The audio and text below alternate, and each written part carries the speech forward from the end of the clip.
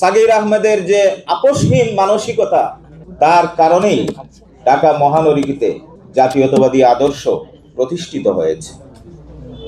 দলের দুর্দিনে যখন হাতে গোনা লোক গুনতে হয়, হাতে গোনা সেই দুই একজন বীর পুরুষ যাদের নাম সামনে আসে, তন্মধ্যে একজন বীর পুরুষ জনাব সাগির আহমেদ।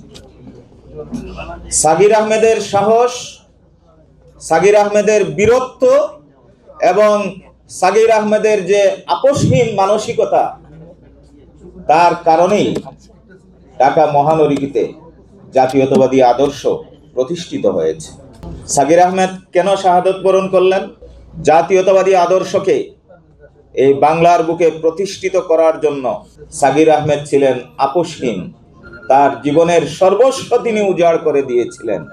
যারা জাতীয়তাবাদী শক্তির উত্থানকে পছন্দ করে না, জাতীয়তাবাদী কণ্ঠস্বরকে থামিয়ে দেওয়ার জন্য সাগির আহমদকে হত্যা করা হয়েছে।